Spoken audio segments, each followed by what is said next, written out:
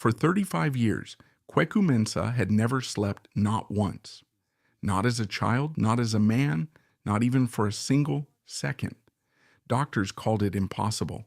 Yet every night he lay in darkness, his mind burning, his body slowly breaking under a curse no money could fix.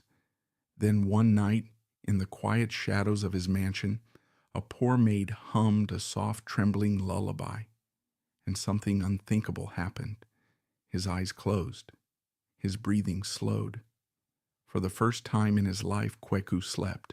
Where are you watching from, and what time is it in your country right now? Don't forget to subscribe for more powerful stories like this. Kweku Mensah was a man the world admired but never truly understood. By the age of 35, he had built one of the most powerful business empires in West Africa. His company Mensah Group Holdings dominated industries from construction to telecommunications stretching across Ghana and beyond. In the eyes of the public, he was the embodiment of success, sharp-minded, disciplined, untouchable. But behind the polished image, behind the tailored suits and the controlled voice, Kweku lived a life no one would envy. He had never slept. Not as an infant cradled in his mother's arms, not as a boy running barefoot through the streets of Kumasi, not even for a moment in his entire life. At first his parents thought it was a phase, something strange. Yes, but temporary. Babies cried, babies fussed, some were just different. But as days turned into weeks and weeks into months, panic began to creep into their hearts. Little Kweku did not close his eyes. Doctors were consulted, specialists were flown in. His father, a modest trader at the time, spent everything he had chasing answers. But every hospital visit ended the same way, with confusion, with uncertainty, with quiet and fear. It's not medically possible, one doctor whispered, flipping through test results again and again. The human brain requires sleep to function. Without it, he should not survive. Yet Kweku did more than survive. He adapted. As he grew older, something strange began to reveal itself. While his body never rested, his mind developed a kind of relentless sharpness. He learned faster than other children. He remembered everything. He could sit for hours, watching, observing, absorbing the world in ways others couldn't. But there was a cost, a heavy one. While other children laughed and played, Kweku often sat alone, his eyes distant, his thoughts racing endlessly. He didn't understand dreams because he had never had one. He didn't understand the comfort of rest, the soft escape of sleep that allowed people to forget pain, even if only for a few hours. For him, there was no escape, only awareness, always awake, always thinking, always enduring. As the years passed, his condition became less of a medical mystery and more of a silent prison. His parents stopped searching for cures, not because they had found peace, but because they had run out of hope. God must have a reason, his mother would say, softly brushing his hair with trembling fingers. Kweku never responded. Even as a child, he understood something most adults feared to admit. Sometimes there was no reason. Sometimes life simply was. When he entered secondary school, his difference became more visible. While his classmates yawned through morning lessons, Kweku sat alert, his eyes wide, his posture rigid.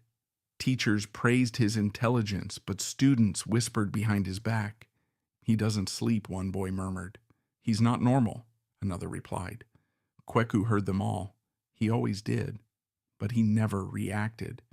He learned early that silence was safer than explanation. By the time he entered university, his reputation had already begun to form. He was brilliant, ruthless in thought, focused in ways others couldn't match. While students pulled all-nighters before exams, Kweku simply continued as he always had. There was no difference between day and night for him, only time, endless, unbroken time. He graduated top of his class, and by his late 20s, he had already begun building what would become his empire. Investors were drawn to his precision. Partners respected his discipline. Competitors feared his endurance. He never grew tired, never needed rest, never slowed down. But what they saw as strength was something far darker. Because while Kweku's body refused to collapse, his mind was slowly beginning to fracture. At first it was subtle, a flicker at the edge of his vision, a shadow that moved when nothing else did. A voice faint, distant, whispering something he couldn't quite understand. He ignored it. He always ignored it. But over time, the cracks deepened. During meetings, he would sometimes lose track of conversations, his thoughts drifting into places he couldn't control. At night, though, night meant nothing to him. He would sit alone in his dark bedroom, staring at the ceiling, feeling something heavy pressing against his chest. Not sleep. Never sleep. Just emptiness. An exhaustion that had nowhere to go. He tried everything: therapy, meditation, medication, experimental treatments in Europe, spiritual healers in the villages his mother once spoke of. Nothing worked. Nothing even came close. You need rest, doctors insisted. Kweku would laugh bitterly. If I could rest, he once replied coldly, I wouldn't be here. Over the years, he built walls around himself, both literal and emotional. His mansion in Accra was massive, modern, and meticulously designed. Every corner reflected control, precision, order, but it was also silent, too silent. No laughter echoed through its halls. No warmth softened its cold marble floors. Staff moved quietly, speaking only when necessary, careful not to disturb the fragile balance of their employer's mood. Because when Kweku's mind grew overwhelmed, it showed. Not through anger, not through shouting, but through something far more unsettling: stillness. There were moments when he would sit in complete silence for hours, unmoving, his eyes fixed on something no one else could see. The staff had learned not to approach him during those times. They feared what lived behind those eyes. And perhaps Kweku did too.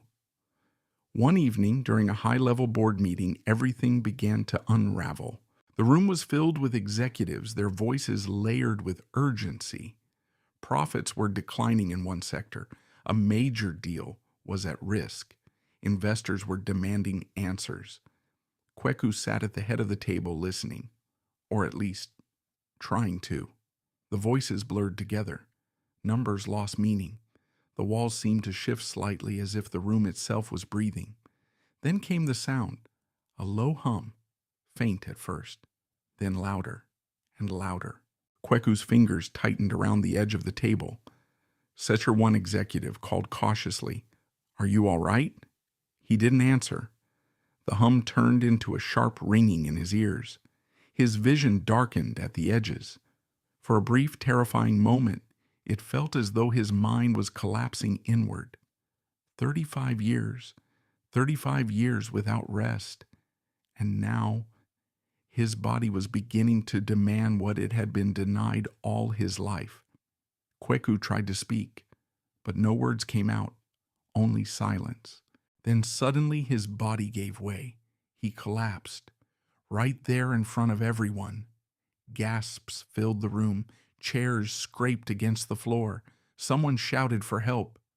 But Kweku heard none of it. For the first time in his life, his consciousness faded. Not into sleep, but into something darker, something empty. As the executives rushed to his side, panic spreading like wildfire, one truth became impossible to ignore. Kweku Mensah, the man who never slept, was finally breaking, and no one knew how to save him. Amma and Nkrumah had learned long before she arrived in Accra that life rarely asked permission before it took everything from you. She was born in a quiet village near Tamale, where the mornings smelled of wood smoke and millet porridge, and the nights were filled with the distant hum of crickets. It was not a place of wealth, but it was a place of warmth, at least it had been. Her father had been a farmer, a patient man with rough hands and a soft voice. Her mother sold herbs and sang while she worked her voice gentle and soothing, like a calm river moving through stone.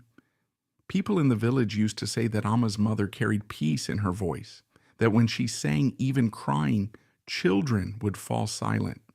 Amma used to believe that. Back then, she believed many things. She believed her family would always be together. She believed hunger was temporary. She believed kindness was enough to protect you from the world. She was wrong. The drought came slowly at first. The rains delayed, then disappeared entirely. Crops failed. Livestock weakened. The land that had once fed generations turned dry and unforgiving. Her father tried everything, digging deeper wells, traveling farther for work, but nothing held. Then came the sickness. It moved through the village like a quiet shadow, taking the weakest first, then the strong. Amma's mother fell ill during the peak of the dry season. At first it was just a cough, then fever, then weakness so deep she could barely stand. Amma remembered the night her mother stopped singing. The silence that followed felt heavier than grief itself. Her father did what he could, but without money, without medicine, without help. There was only so much love could do. Within weeks, her mother was gone. Amma did not cry at the funeral. She stood still, her small hands clenched at her sides, her eyes fixed on the ground. It wasn't that she didn't feel pain, it was that the pain was too large, too overwhelming to release. Her father changed after that. The gentle man with the soft voice became quiet, distant. He worked harder, spoke less. And though he tried to hide it, Amma could see the weight he carried, the kind of weight that slowly bends a person until they break. He didn't last long. Months after her mother's passing, he collapsed in the fields under the burning sun. By the time neighbors found him, it was too late. Amma was 10 years old when she became alone in the world. There were no close relatives willing to take her in. The village had little to give. Everyone was struggling. Everyone was surviving day by day. So Amma did what children in her position often had to do. She left. The journey to Accra was long, uncertain, and filled with quiet fear. She traveled with a group of strangers, clinging to the hope that the city would offer anything better than what she had left behind. But the city was not kind. Accra was loud, fast, overwhelming. The streets never slept. People moved with purpose, with urgency, with a kind of indifference that Amma had never seen before. No one noticed a small girl with worn clothes and tired eyes. No one stopped. For weeks she survived on scraps, leftover food from roadside stalls, kindness from the occasional stranger, and her own stubborn will to keep going. She slept wherever she could find space under market tables, beside closed shops, sometimes on the bare ground, with nothing but her arms wrapped around herself.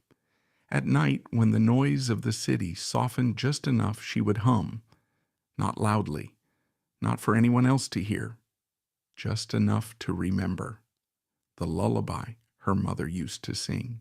It was the only thing she had left. Eventually, fortune or perhaps something else intervened. One afternoon, while helping an old woman carry a basket of goods across a crowded street, Amma caught the attention of a driver in a polished black car. He had been watching her for a while, noticing the way she moved, quiet, careful, respectful. "Whose child are you?" he asked when she approached. Amma hesitated. "No one's," she replied softly. The driver studied her for a moment, then nodded slowly as if making a decision. "Come," he said. "There may be work for you." That was how Amma found herself standing at the gates of Kweku Mensah's mansion. The place was unlike anything she had ever seen. The building rose high, its glass walls reflecting the sky, its entrance guarded and immaculate. Everything about it felt distant, unreachable. She felt small standing there, smaller than she had ever felt before. The driver spoke to the security guards, exchanged a few quiet words, and soon Amma was led inside. The air was cooler, cleaner. The floors shone. The silence was almost unnatural.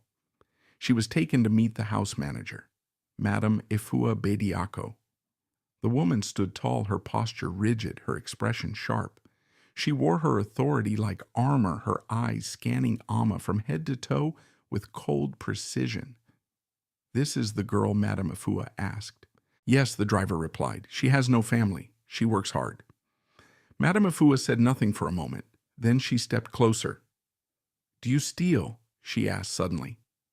Amma's heart jumped. "No, ma," she answered quickly. "Do you lie?" "No, ma." "Do you complain?"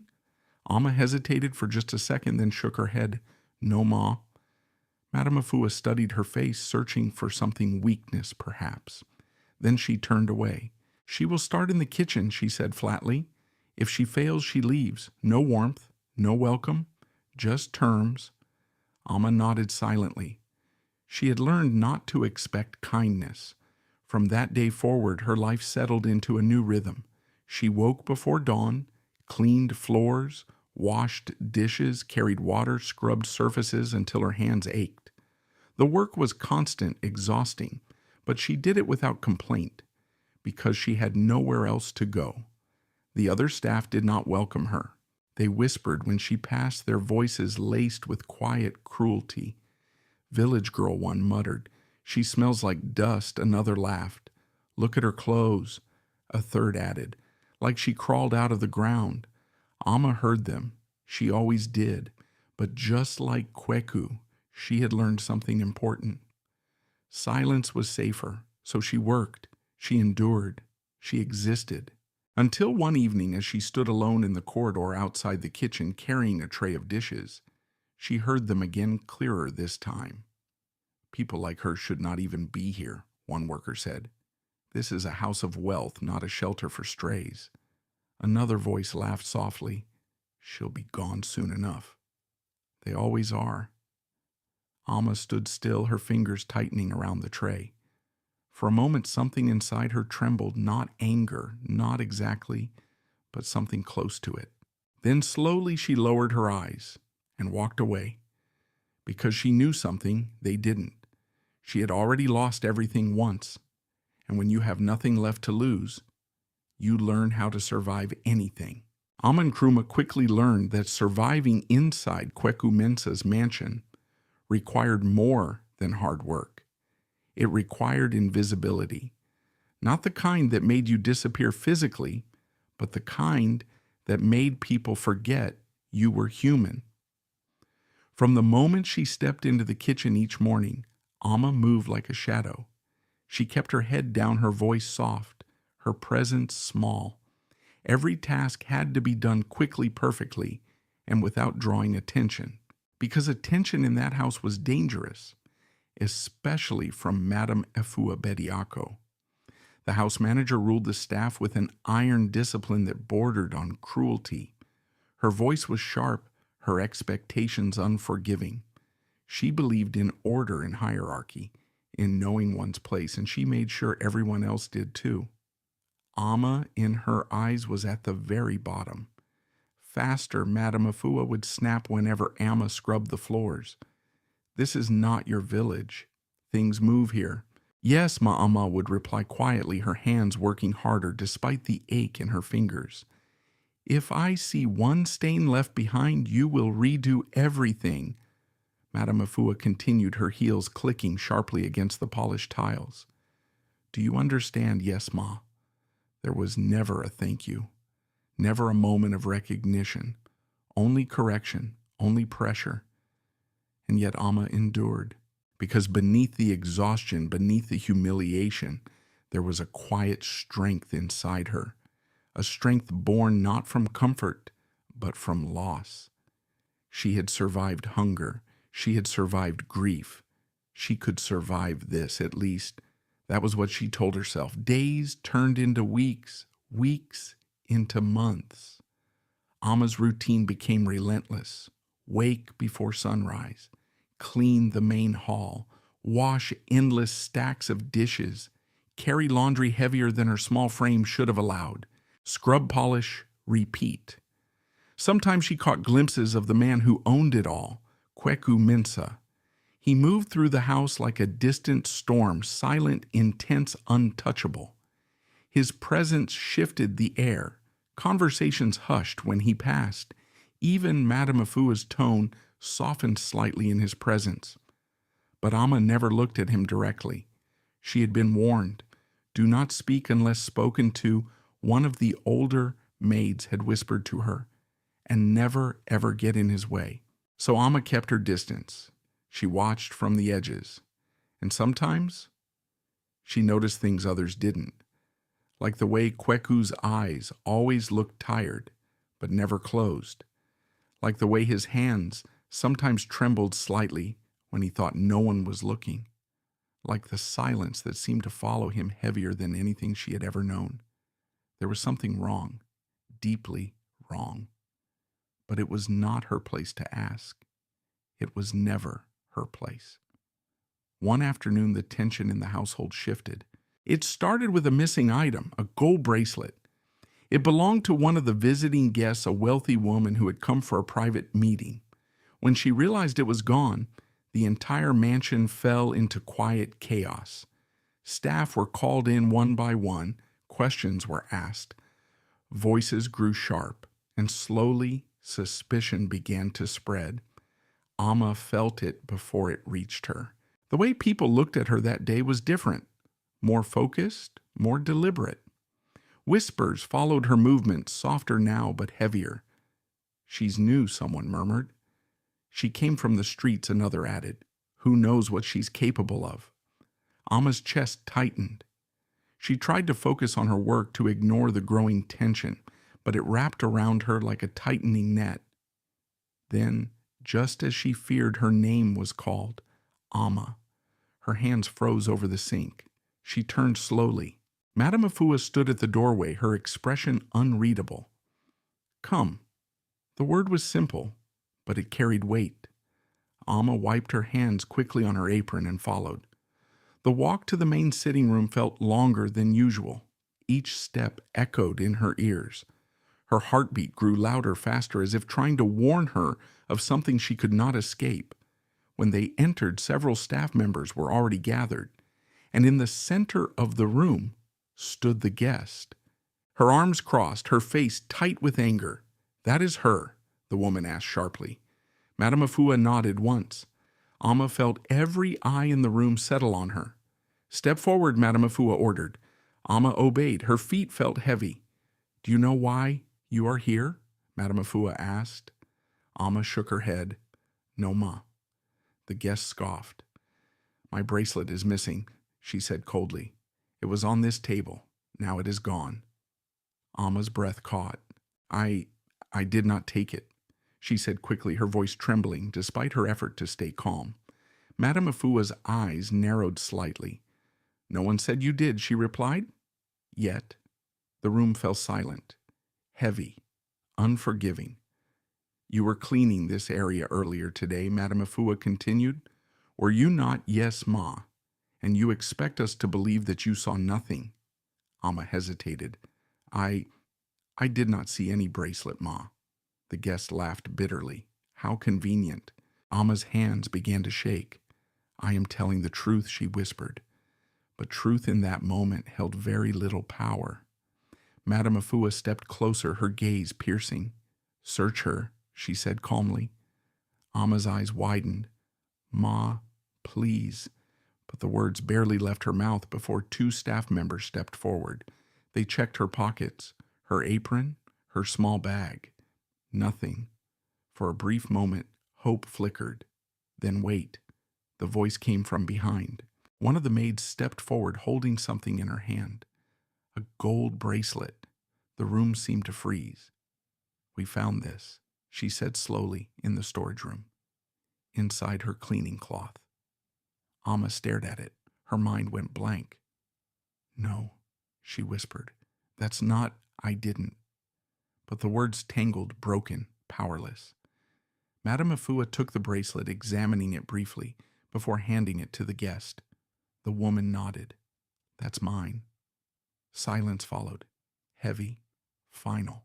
Alma's heart pounded violently in her chest. I didn't take it, she said again, louder this time, desperation creeping into her voice. I swear I didn't enough.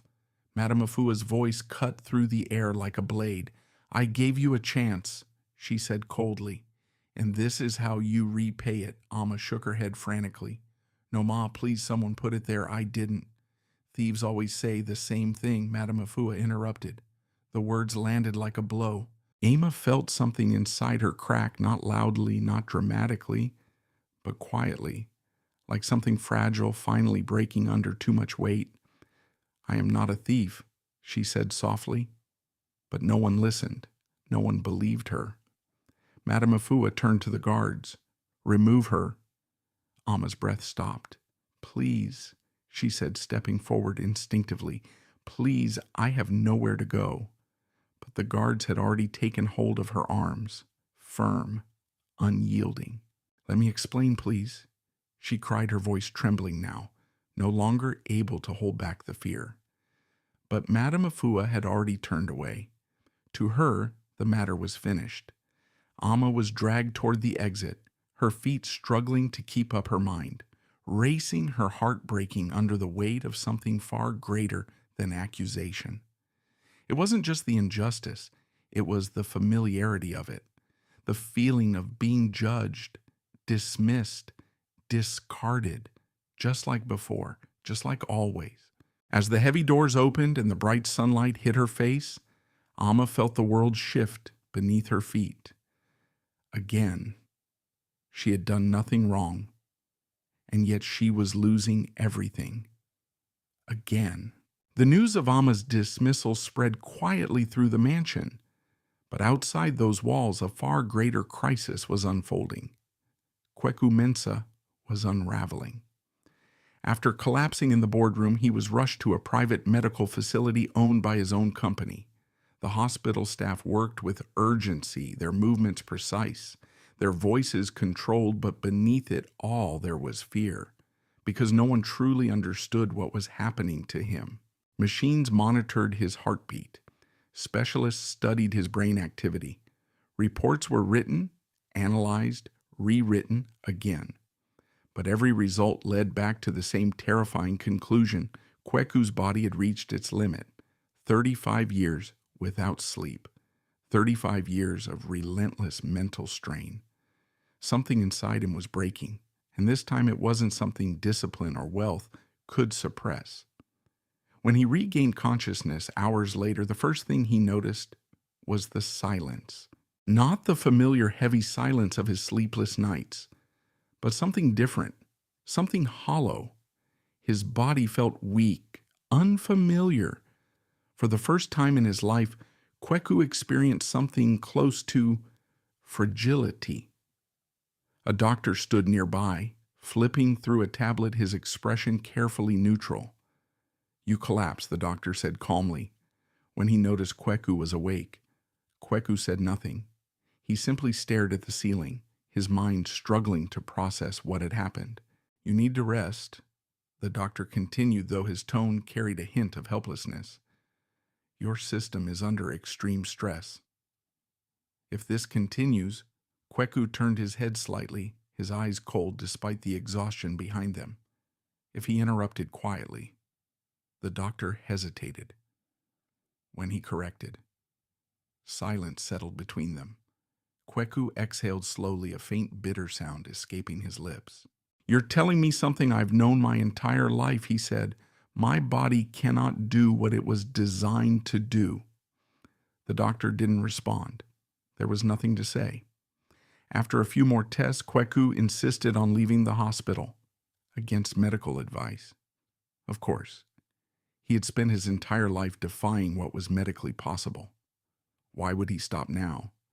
By evening, he was back in his mansion, back in the same cold-controlled environment that had become both his refuge and his prison. But something had changed. The walls felt closer, the air heavier, the silence louder. He walked through the halls slowly, his footsteps echoing faintly.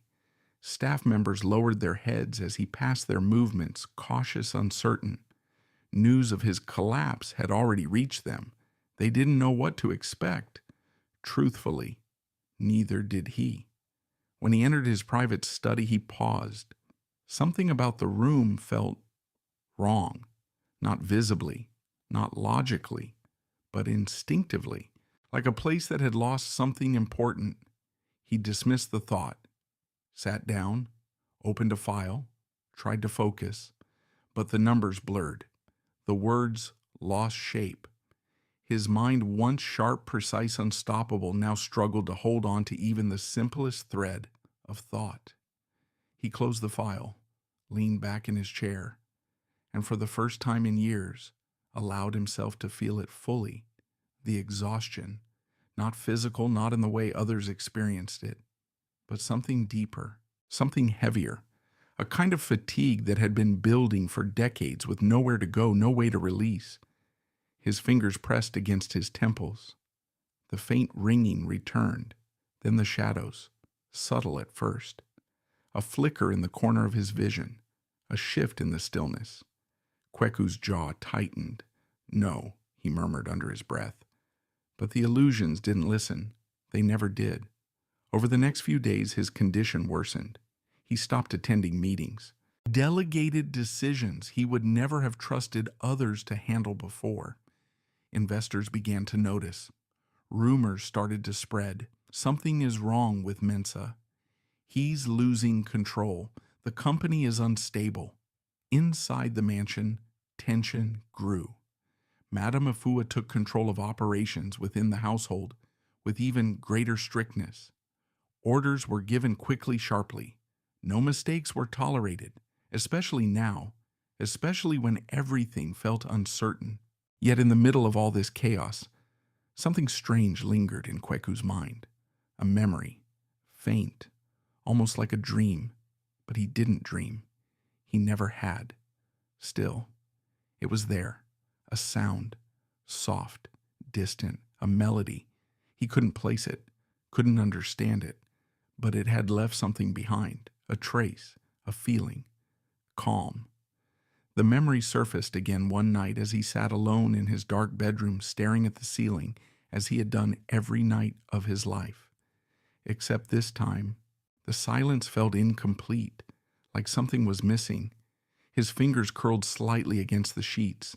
That sound, that voice, where had it come from? He sat up slowly, his heart beating just a little faster. "Who was there that night?" he whispered. But there was no answer, only silence. Frustration built inside him. He stood pacing the room. The walls seemed to close in again. The shadows stretched longer. The ringing in his ears returned, louder, sharper. He clenched his fist. "Find it," he said suddenly. The words escaped before he fully processed them. Minutes later, he summoned the head of security. A tall man named Kojo stood before him waiting. There was a sound. Kweku said, his voice low but firm. "The night before I collapsed." Kojo frowned slightly. "A sound, sir," a voice Kweku corrected. Someone was singing. Kojo hesitated. "I will investigate immediately." "Not investigate." Kweku said, his eyes dark and intense. "Find her." There was no room for misunderstanding. Kojo nodded once. "Yes, sir." As the man left, Kweku remained standing in the center of the room, his breathing steady but his thoughts racing. For the first time in years, something had touched him. Not pain, not exhaustion, but something else. Something unfamiliar. Peace. And now that he had felt it, no matter how briefly, no matter how faintly, he could not ignore it. He would not ignore it, because deep down beneath the discipline, beneath the control, beneath the walls he had built around himself, Kweku Mensah was still human, and after a lifetime without rest, even the smallest glimpse of peace felt like everything. Meanwhile, far from the mansion, Amma sat alone on a cold roadside, her arms wrapped tightly around herself as the city lights flickered in the distance. She had nowhere to go, no place to sleep, no one to turn to. The same world that had once swallowed her had taken her back again. She lowered her head, her breath trembling slightly. Then, without thinking, she began to hum softly the same lullaby her mother had once sung, the only thing that had ever made her feel safe, unaware that somewhere across the city, a man who had never slept was searching for that very sound. Night in Accra never truly rested, but there were moments just before midnight when the noise softened enough for something gentler to exist. Ama Nkrumah sat on a low concrete step behind a closed market stall, her knees pulled close to her chest. The city lights flickered in the distance, and a warm wind carried the smell of dust and cooked food long gone cold.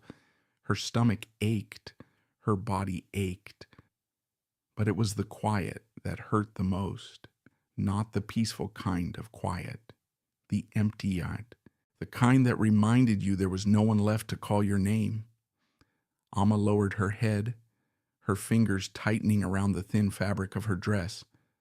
For a long time she said nothing. She didn't cry either. Tears required energy, and she had very little left.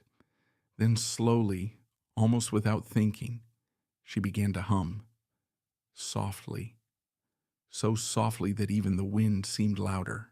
The melody was simple, fragile, like something that had survived too many storms. It carried the memory of her mother's voice, the warmth of nights that no longer existed, the safety she had lost long ago. She didn't sing for anyone. She sang because it was the only thing that made the emptiness feel less heavy. Each note rose gently, trembling, but steady, weaving through the quiet space around her. And for a brief moment, Ama felt less alone. Across the city, behind high walls and guarded gates, Kweku Mensah sat in darkness. His room was dim, the lights turned low, the curtains drawn. The silence pressed in from all sides, thick and suffocating. He had tried to work earlier, tried to distract himself, but his mind refused to cooperate. The ringing had returned. The shadows lingered. And beneath it all, the exhaustion, constant, relentless, pulled at something deep inside him. He leaned back against the headboard, his eyes open, staring into the void. Then something shifted.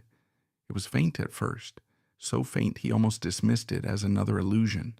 A sound, soft, distant, a melody. Kweku's breath stilled, his body froze. There it was again. A gentle hum drifting through the night air, threading its way through the silence like a whisper that refused to be ignored.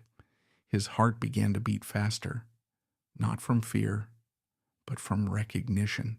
This, he whispered. His mind reached for it, trying to hold on to the sound before it slipped away. The same feeling returned.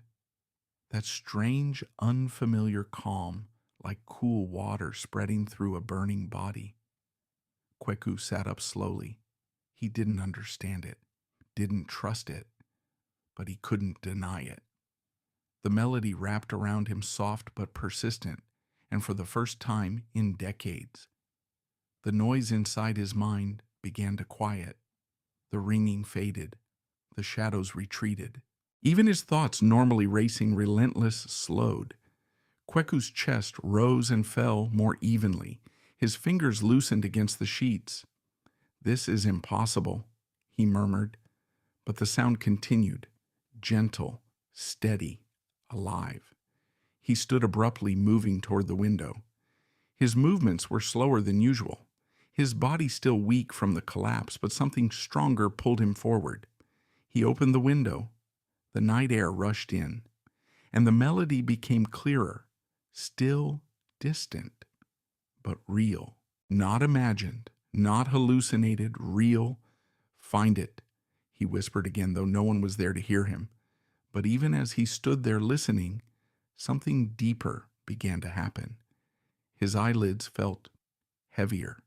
He blinked once, then again. Confusion flickered across his face. This sensation, he had never felt it before, not like this. His body shifted slightly as if trying to understand something completely foreign. The melody continued, and slowly, without warning, Kweku's body began to respond. His breathing softened, his shoulders dropped. His entire system, so used to constant tension, began to release. His eyes closed, not forced, not conscious, but natural, effortless. For the first time in his life, Kweku Mensah fell asleep. It lasted only a few minutes, perhaps less, but when his eyes opened again, everything felt different. He stood there unmoving, his breath shallow, his mind struggling to process what had just happened. He had not fainted. He had not blacked out. He had slept. A real sleep, brief, fragile, but real. Kweku's hands trembled. No, he whispered almost in disbelief. His entire life had been defined by the absence of that one simple human act. And now, it had happened. Because of a sound. Because of a voice. His eyes darkened with sudden intensity. "Kojo," he said sharply into the intercom. Within moments, the head of security responded. "Yes, sir. I want every inch of this area searched," Kweku ordered, his voice steady but urgent. "Now, sir." "There is someone outside," Kweku continued. "A woman. She is singing. Find her." Kojo hesitated for a fraction of a second, but he knew better than to question. "Yes, sir. Immediately." The line went silent. Kweku remained standing by the window, his gaze fixed on the darkness beyond the gates. The melody had faded, but its effect remained. He could still feel it, inside him, like something had shifted, like something long buried had finally been touched. For the first time in years, the weight inside his chest had lifted. Not completely, but enough. Enough to make him realize what he had been missing. Enough to make him want more. Outside the mansion walls, Amma had stopped singing. Her voice had grown too weak, her body too tired. She lay curled on her side, her arms wrapped around herself, her eyes half closed. Sleep came to her easily. It always had, but tonight even sleep felt uncertain. The ground was hard, the air was cold, and her heart still carried the sting of rejection.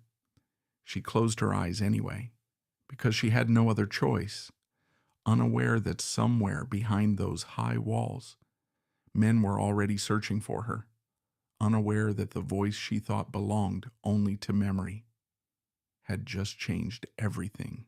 Inside the mansion, Kweku sat slowly on the edge of his bed, his mind racing once more, but differently this time. Not chaotic, not broken, focused, sharp, driven. He had spent his entire life fighting something he could not understand, and now, for the first time, he had found a clue, a possibility, a solution. His eyes narrowed slightly. "Who are you?" he murmured into the silence. Not a question, a pursuit, because whatever that voice was, whoever she was, Kweku Mensah would find her, no matter what it took. The search began before dawn. By the time the first light stretched across the skyline of Accra, Kweku, Mensah's security team was already moving through the surrounding neighborhoods quietly, efficiently, and with a sense of urgency none of them fully understood. Kojo led the operation himself. He had served Kweku for years, long enough to recognize when something had shifted. And last night, something had changed. The tone in Kweku's voice had not been one of curiosity. It had been need, desperation carefully restrained. And that alone made this search different from any other task. Check every alley, every roadside stall, Kojo instructed his team as they moved through the early morning streets. She couldn't have gone far. "Who exactly are we looking for?" one of the men asked quietly. Kojo paused for a brief moment. A voice, he said simply. The man frowned, but he didn't ask further. They spread out. Across the dusty streets, past sleeping vendors, around abandoned corners where the city forgot its own people. And slowly, piece by piece, the trail began to form. Amma woke to the sound of footsteps, not the usual distant noise of passing strangers, closer, more deliberate. Her eyes opened slowly, her body stiff from the cold ground beneath her. For a moment she didn't move. Instinct told her to stay still, to remain unnoticed. But the footsteps didn't pass. They stopped, right near her. Amma Nkrumah. The voice was firm, unfamiliar. Amma's heart skipped. She pushed herself up slowly, her breath catching slightly, as she saw the man standing a few steps away. He was tall, well-dressed, not like the people who usually pass through this part of the city. And behind him, two others, watching, waiting. Amma's first instinct was fear. Yes, she answered cautiously.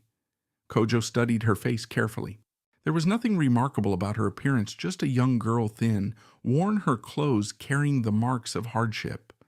But there was something else, something quiet, something steady.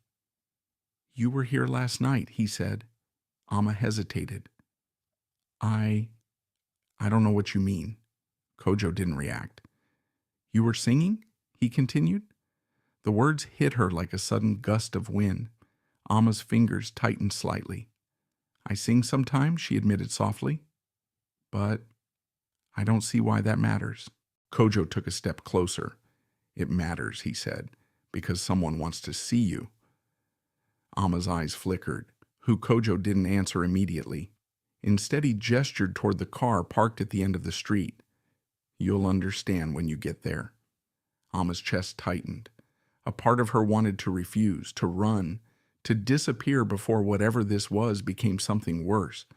But another part, the part that had learned to survive, knew better. Opportunities, no matter how strange, did not come twice. Slowly she stood. Her legs felt weak, but she forced herself to remain steady. "All right," she said quietly. Kojo nodded once, and just like that, her path shifted again. Inside the mansion, tension hung thick in the air. The staff had already begun whispering. Something unusual was happening. Something important. Kweku had not left his room since the previous night. Orders had been given. Movements had been made. And now, everyone was waiting, especially Madame Afua. She stood near the entrance hall, her posture rigid, her eyes sharp with suspicion. When she heard the car pull in, her gaze immediately shifted toward the door. Kojo stepped inside first, and behind him, Amma. The moment their eyes met, something flickered across Madame Afua's face. Recognition, then irritation, then something colder. "You?" she said sharply. Amma froze. Her body reacted before her mind could catch up, her shoulders tensing, her gaze lowering instinctively. Madame Afua took a step forward. "What is she doing here?" she demanded. Kojo's expression remained neutral. She was requested, by whom Madame Afua snapped. Before he could answer, a voice cut through the space. "By me." The entire room fell silent. Kweku Mensah stood at the top of the staircase, his figure still, his gaze fixed on Amma. There was no anger in his eyes, no impatience, only intensity, and something else. Something Amma could not immediately understand. He descended slowly, each step deliberate. The staff watched in silence. Even Madame Afua stepped back slightly, her authority momentarily overshadowed by his presence. When Kweku reached the bottom, he stopped a few steps away from Amma. Up close, she could see the exhaustion in his face more clearly, not the kind that came from lack of rest for a night or two, but something deeper, older. He studied her for a moment, then spoke. "You were singing last night." It wasn't a question. Amma swallowed. "Yes, sing again." The request came without hesitation, without explanation. Amma blinked, caught off guard. Now she asked softly, "Yes?" The room remained silent, all eyes on her. Amma hesitated. Her mind raced. She didn't understand what was happening, why she was here, Why this man, this powerful, distant man, was asking something so simple, yet so personal, but something in his voice, something in the way he looked at her, told her this mattered. So she closed her eyes just for a moment and let the melody come. It started softly, barely more than a whisper, but it carried the same weight it always had: memory, loss, comfort, hope. The lullaby filled the room, gentle and unforced, moving through the silence like a quiet truth. At first nothing happened. The staff exchanged uncertain glances. Madame Afua's expression hardened slightly, as if preparing to dismiss the entire situation as foolishness. But then Kweku's breathing changed, subtle but noticeable. His shoulders lowered. The tension in his posture eased. His eyes, still fixed on Ama, began to soften. And slowly, they closed. The room froze. No one moved, no one spoke, because they were witnessing something impossible. Kweku Mensah, the man who had never slept, was standing there, sleeping. Not collapsing, not falling, but standing, breathing, resting. The silence deepened. He swayed slightly, and Kojo instinctively stepped forward to support him, guiding him gently to a nearby chair. But Kweku did not wake. He remained still, peaceful, for the first time anyone had ever done. Ama's voice faltered slightly. She opened her eyes, and when she saw him, something inside her shifted: confusion, fear, and something else, understanding. She didn't know how, didn't know why, but somehow her voice had reached him. Minutes passed. No one dared interrupt, until finally Kweku stirred. His eyes opened slowly, and for a moment he looked different. Not stronger, not sharper, but lighter. He sat up, his gaze returning to Ama, and this time there was no distance in it, no coldness, only certainty. "It's you," he said quietly. Ama said nothing, because she didn't know what to say. Kweku stood slowly. "You will stay," he continued, not a request, a decision. Madame Afua stepped forward immediately. "Sir, with all due respect, this girl has already, I am aware," Kweku interrupted calmly. His tone wasn't raised, but it ended the argument instantly. "She stays." The finality in his voice left no room for disagreement. Madame Afua's lips pressed into a thin line, but she said nothing more. Ama stood still, her heart beating rapidly, her mind struggling to catch up with everything that had just happened. Hours ago she'd been alone on the street. Now she stood at the center of something she didn't understand, something far bigger than her. And somewhere deep inside she felt it, the quiet beginning of a change she could not yet see. The mansion did not return to normal after that moment. It couldn't. What had happened in the entrance hall spread through the house like a silent storm, unseen but deeply felt. Staff whispered in corners, their voices hushed but charged with disbelief. He slept. I saw it with my own eyes. For real, not fainting, true. He was calm, different. The words carried a mixture of awe and unease, because miracles in a place built on control and logic were dangerous, and Ama and Nkrumah had become the center of one. Ama stood alone in a small guest room later that afternoon, her hands clasped tightly in front of her. The space was simple compared to the rest of the mansion, but to her it felt overwhelming. A bed, clean sheets, a window. It was more than she had expected, more than she had imagined. But comfort did not come easily, not after everything. Her eyes moved slowly across the room as if searching for something hidden, something that might suddenly be taken away again. A knock came at the door, soft, measured. Ama's body tensed instinctively. "Come in," she said quietly. The door opened. Kweku stepped inside. He paused for a moment, his gaze settling on her. There was no hesitation in his posture this time, no distance, only focus. "You are settling in?" he asked. Ama nodded. Yes, sir. The word felt heavy, unfamiliar. Kweku seemed to notice. You don't need to call me that, he said calmly. Kweku is fine. Amma hesitated. Yes. Kweku? The name felt strange on her tongue. He took a few steps closer, then stopped, careful, as if aware of the space between them. I want you to understand something, he said. You are not here as a servant anymore. Amma's eyes lifted slightly. Confusion flickered across her face. I don't understand, she admitted. Kweku held her gaze. You are here because I need you.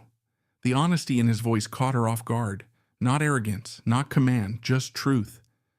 Amma's fingers tightened slightly. For singing, she asked. Yes. The answer came without hesitation.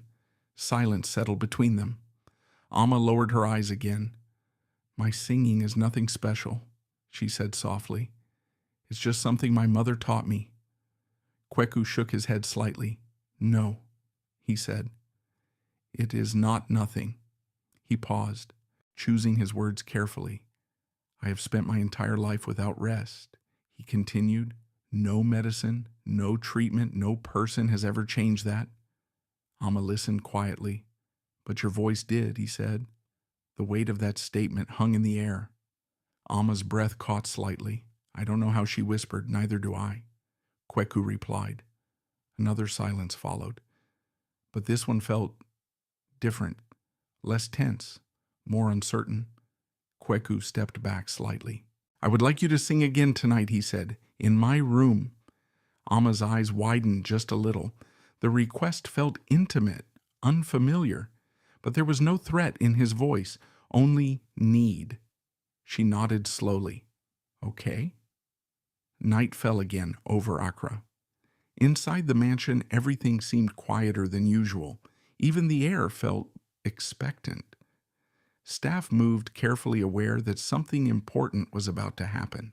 Amma stood outside Kweku's bedroom door, her heart beating steadily but strong. She had changed into clean clothes provided by the house, her hair neatly tied back. But inside, she was still the same girl, still uncertain, still cautious. She raised her hand, knocked gently. Come in. The voice from inside was calm. Amma opened the door slowly.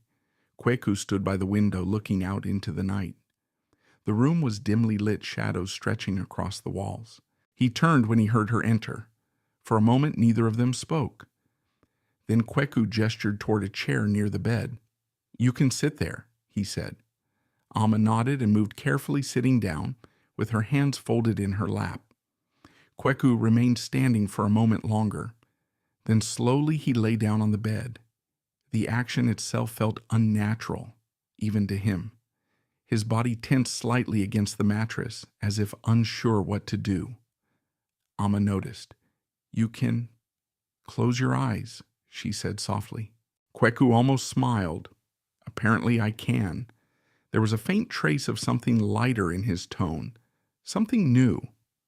Amma took a small breath. Then she began. The lullaby rose gently, filling the room with its quiet rhythm. It was not loud, not dramatic, but it carried something deeper than sound, memory, warmth, a kind of peace that did not demand attention but offered it. Kweku's body responded almost immediately. His breathing slowed, his shoulders relaxed. The tension that had defined him for so long began to melt away. Amma continued, her voice steady. She didn't look at him, didn't need to. She could feel the shift, could sense it in the silence. And then it happened again. Kweku's eyes closed, not forced, not strained, just natural, like it had always been meant to happen. Minutes passed. Amma kept singing softly, even after she realized he had fallen asleep. She wasn't sure why. Maybe because stopping felt wrong. Or maybe because, for the first time in a long time, she felt like she was giving something meaningful. Not just surviving, not just enduring, but helping. When she finally stopped, the room remained still. Kweku did not wake. Amma sat there quietly watching him. There was something almost fragile about him now, the powerful CEO, the man everyone feared. Now, just a man at rest, peaceful, human. Amma stood slowly, careful not to make noise. She moved toward the door. But just as her hand reached for the handle, "Stay." The voice was quiet, but clear. Amma turned. Kweku's eyes were half open, still heavy with sleep. "I don't want it to stop," he said softly. Amma hesitated, then nodded. She returned to the chair and began to hum again, not because she was told, but because she understood.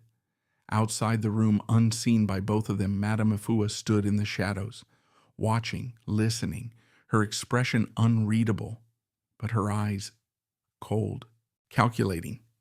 Something had changed in the house, something she could not control, and that was something she would not allow. Morning came differently inside Kweku Mensah's mansion. For the first time in years, perhaps ever, there was a quiet shift in the rhythm of the house. Not visible at first glance, not loud or dramatic, but subtle, like a breath that had finally been released. Kweku woke up, not with the usual sharp awareness that had defined his life, but slowly, gently, like someone returning from somewhere far away. His eyes opened, adjusting to the soft light filtering through the curtains. For a moment he didn't move. He simply lay there, feeling something he could not immediately name. Stillness, not the heavy, suffocating silence he was used to, but something lighter. Rest. His chest rose and fell in a calm, steady rhythm. His mind, normally racing the moment consciousness returned, remained quiet.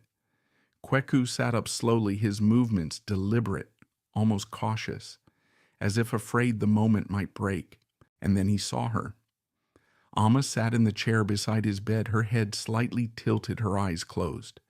At some point during the night, exhaustion had taken her, and she had fallen asleep sitting upright. Her breathing was soft, peaceful. Kweku watched her for a moment. Something unfamiliar stirred in his chest. Not gratitude, not exactly. Something deeper, something warmer. Care. He stood quietly, careful not to wake her. For a man who had spent his life moving with precision and control, this kind of gentleness felt strange, but not unwelcome. He took a light blanket from the bed and placed it gently over her shoulders. Amma stirred slightly but did not wake. Kweku stepped back. For a brief moment he simply stood there watching her. Then he turned and left the room. Downstairs the atmosphere was tense. Staff gathered in small groups, whispering in low tones. He slept again. I heard it lasted hours this time. Because of her. Who is she really? The questions carried unease and curiosity, but above all fear, because when something impossible becomes real, it threatens everything people believe they understand. Madame Afua stood near the center of the hall, her presence immediately silencing the whispers as she approached. "What is all this noise?" she demanded sharply. The staff scattered, quickly returning to their duties, but the tension remained, unspoken, heavy. Madame Afua's gaze shifted toward the staircase. She had seen enough, heard enough, and what she saw did not sit well with her. This girl, this outsider, had changed something fundamental in the house, in Kweku's, and that was dangerous, very dangerous. Later that morning, Amma woke slowly. For a moment she didn't recognize where she was, the softness beneath her, the quiet around her. Then memory returned, the mansion, the room, Kweku. Her eyes opened fully. She sat up quickly, the blanket slipping slightly from her shoulders. For a brief second, panic flickered through her. Had she done something wrong? Had she fallen asleep when she shouldn't have? But the room was calm. Still, Kweku was gone. Amma exhaled slowly, her body relaxing just a little. She stood smoothing her clothes, unsure of what came next. A knock came at the door. Before she could respond, it opened. Madame Afua stepped inside. Amma's posture straightened immediately. Ma, she said quietly. Madame Afua did not respond to the greeting. She walked into the room slowly, her eyes scanning the space before settling on Ima. You seem comfortable, she said coldly. Amma lowered her gaze. I am grateful for the opportunity, she replied carefully. Madame Afua stopped a few steps away.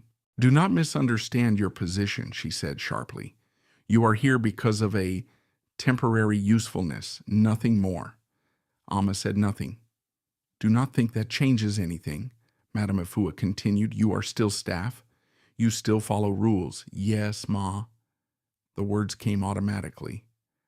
Madame Afua watched her for a moment longer as if searching for defiance, but there was none, only quiet obedience. Still, that was not what unsettled her. It was something else, something harder to define, a presence, a shift. You will report to me when you are not needed, she said finally. Do you understand? Yes, Ma. Madame Afua turned to leave, but just before she reached the door, she paused, and Amma looked up slightly. If I find out you are using this situation for personal gain, her voice dropped lower, you will regret it. Amma's chest tightened. I would never. But Madame Afua had already walked out. The door closed behind her, leaving the warning hanging in the air. Days passed, and slowly a new pattern formed. Each night Amma sat by Kweku's bedside. Each night she sang, and each night he slept. At first the duration was short, an hour, then 2, then longer. Each time Kweku woke with the same quiet disbelief, the same fragile sense of relief. And with each passing day the changes became more visible. His movements grew steadier. His focus returned. The shadows in his eyes, though not gone, began to fade. For the first time in years, Kweku Mensah was not just surviving, he was recovering. And the world began to notice. Reports shifted. Investors regained confidence. Meetings resumed. The empire that had started to crack began to stabilize once more. But inside the mansion, the balance was shifting in a different way. Amma was no longer invisible. Staff watched her, studied her, some with curiosity, others with resentment. She thinks she's special now, one whispered. Because of a song, another scoffed. It won't last. But beneath the words, there was fear, because Amma represented something none of them could control, and that made her dangerous. One evening, after a particularly long day, Kweku found Amma in the garden. She sat on a low bench, her gaze distant, her hands resting quietly in her lap. He approached slowly. You come here often, he said. Amma looked up slightly surprised. It's quiet, she replied. Kweku nodded. So is my room, he said. Amma hesitated. Not the same kind of quiet, she said softly. Kweku studied her. There was something about the way she spoke, simple but precise, honest. I suppose you're right, he admitted. They sat in silence for a moment. Then Kweku spoke again. Why do you sing? The question caught her off guard. Amma looked down at her hands. My mother used to sing, she said, when things were hard. Kweku listened. She said it helped people feel less alone, Amma continued, even if nothing else changed. Kweku's gaze shifted slightly. And you believe that? Amma nodded. Yes. Another silence followed, but this one felt lighter. I don't feel alone when you sing, Kweku said quietly. Amma's breath caught. She didn't respond, didn't know how to, because in that moment something deeper passed between them, not spoken, not defined, but real, from the shadows of the upper balcony. Madame Afua watched.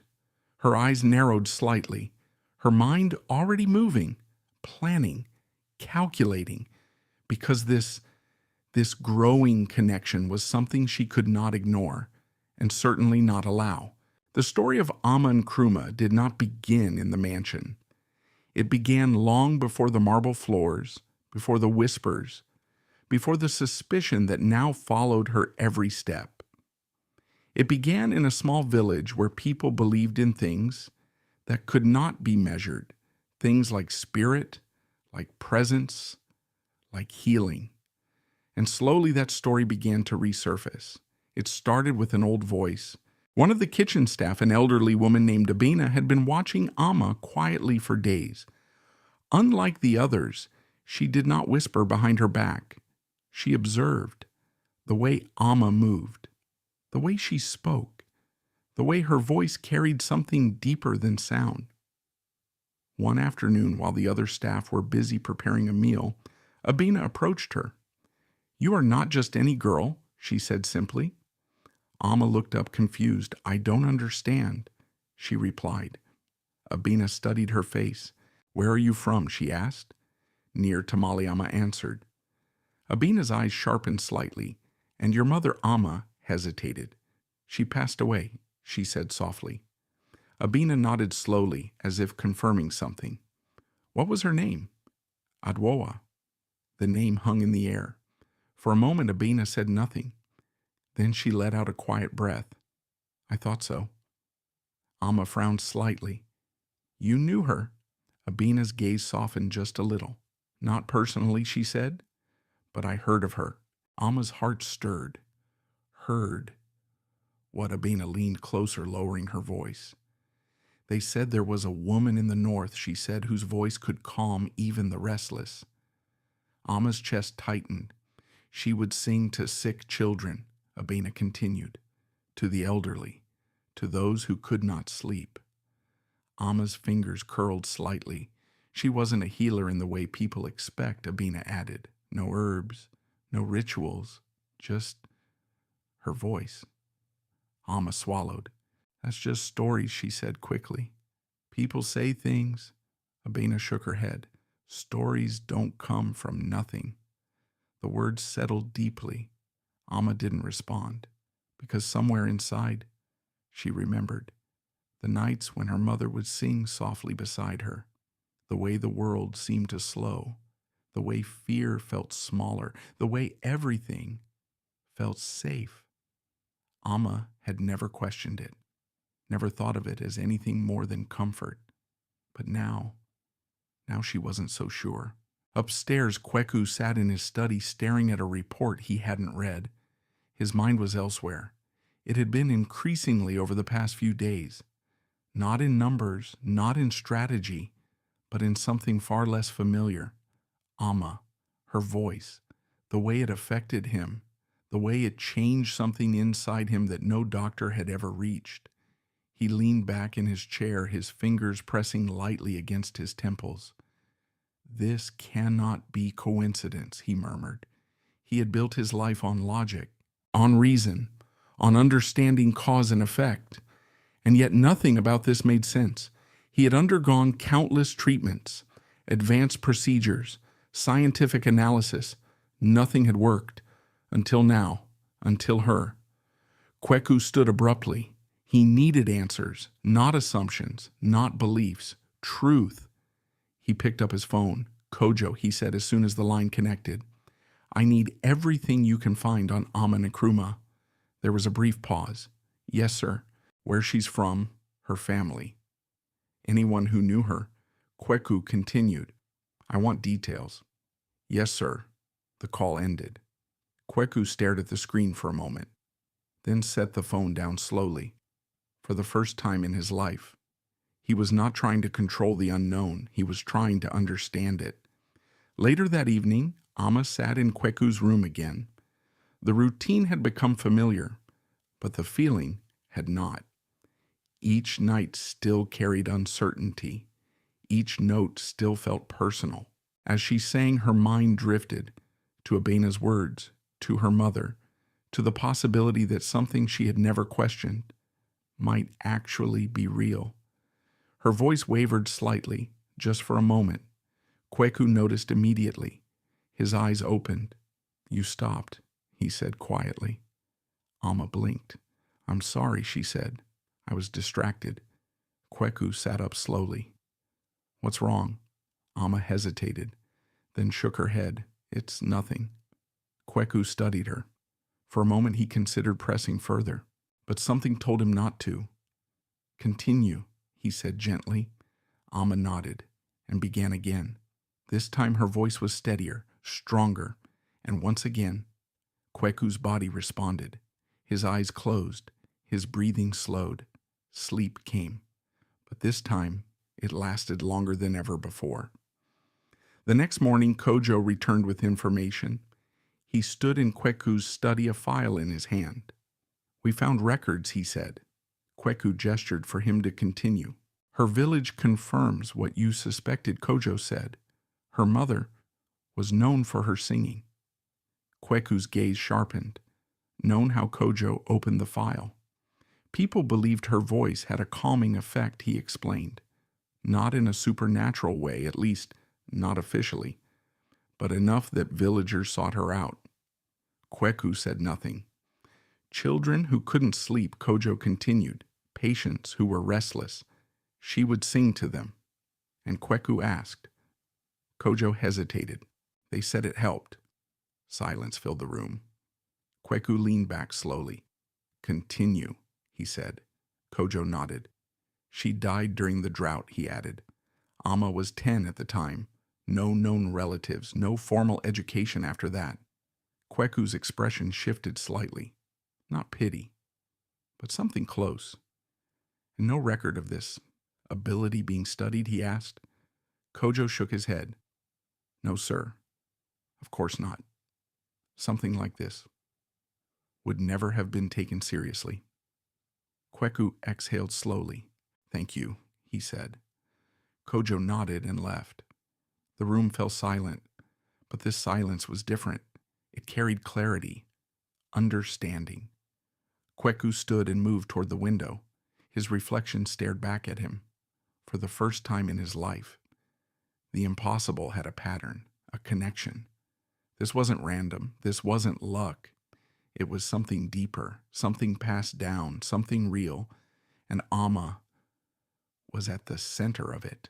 That evening, as the sun dipped below the horizon, Kweku found her again, in the garden, sitting in the same place. He approached slowly. "You didn't tell me," he said. Amma looked up. "Tell you what?" "About your mother." Amma's expression shifted. "What about her?" Kweku stepped closer. "Her voice," he said. "What people believed." Amma looked away. "They were just stories," she said quietly. "Not to me," Kweku replied. She frowned slightly. "I don't understand." Kweku paused, then spoke carefully. "What you have is not ordinary." Amma shook her head immediately. "No," she said, "it's just singing." Kweku's gaze held hers. "If it were just singing," he said, "I would not be sleeping." The words landed heavily. Amma's breath caught. She had no answer, because deep down, she knew he was right, and that realization changed everything. From a distance unseen, once again Madame Afua watched, her expression darker now, more certain. Because this was no longer just a coincidence, it was influence, power, and power in the wrong hands could destroy everything she had built. Her eyes narrowed, and quietly, a decision formed. Madame Afua Bediako had never believed in coincidence. In her world, everything had a reason-power control structure. People rose because they were disciplined. People fell because they were weak. That was the order she understood, the only order she trusted. Amma Nkrumah did not fit into that order, and that made her dangerous. For days, Madame Afua had watched the subtle shift inside the mansion. Staff whispered with less fear and more curiosity. Kweku himself, once distant, untouchable, had begun to change in ways she could not control. He smiled now, rarely, but enough. He listened. He paused. He softened. And every change led back to one person, Amma. Madame Afua stood by the window of her office, her arms folded tightly across her chest. Her reflection stared back at her, sharp, composed, but beneath it, unsettled. "This cannot continue," she murmured. not because she feared Amma's intentions, but because she feared her influence. In a house built on hierarchy, there was no place for something that could not be controlled. The opportunity came sooner than expected. It began with a small mistake, or rather, something that looked like one. Late one afternoon, while Amma was helping in the kitchen, Madame Afua entered quietly, her presence immediately shifting the atmosphere. "Where is the tea tray for the guest in the east wing?" she asked sharply. One of the maids hesitated. I thought Amma was preparing it," she said, glancing toward her. Amma blinked. "I was told to finish the laundry first," she replied softly. Madame Afua's gaze hardened. "So now we have confusion," she said coldly, "because instructions are not followed." Amma lowered her eyes. "I followed what I was told," by whom Madame Afua cut in. Amma hesitated. I don't remember who said it." A faint smile touched Madame Afua's lips. "Of course she didn't. That was the point." "Convenient," Madame Afua said. Amma felt the familiar tightening in her chest. The same pattern, the same tone. Something was wrong, but she didn't know how to stop it. "Go and prepare the tray," Madame Afua ordered. "Now." "Yes, Ma." Amma moved quickly, her hands steady despite the unease building inside her. She assembled the tea tray, carefully cups kettle biscuits arranged neatly, every movement precise, controlled. She had learned this much: do everything perfectly, leave no reason for criticism. When she finished, she carried the tray toward the east wing, unaware that she was being watched. The guest room was quiet when Amma entered. She placed the tray on the table, gently adjusting the items just slightly to ensure everything was in place. Then she turned to leave, but just as she reached the door, "Wait." The voice came from behind. The guest, a middle-aged man, stood near the window, his expression unreadable.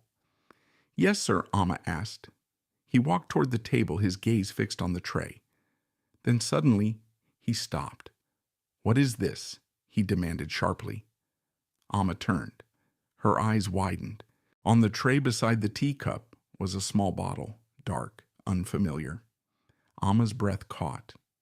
I don't know," she said. The man's expression darkened. "You brought this in," he said. "No, sir. This is unacceptable," he snapped. "Call the manager." Amma's heart pounded. "This isn't mine," she said quickly. "I didn't enough." The word cut through her like a blade. Within minutes, Madame Ifua arrived, followed by several staff, and then Kweku. The room filled with tension. "What happened?" Kweku asked calmly. The guest gestured toward the tray. "This was placed with my tea," he said. "I don't know what it is, but I will not tolerate this kind of negligence." Kweku's gaze shifted to Amma.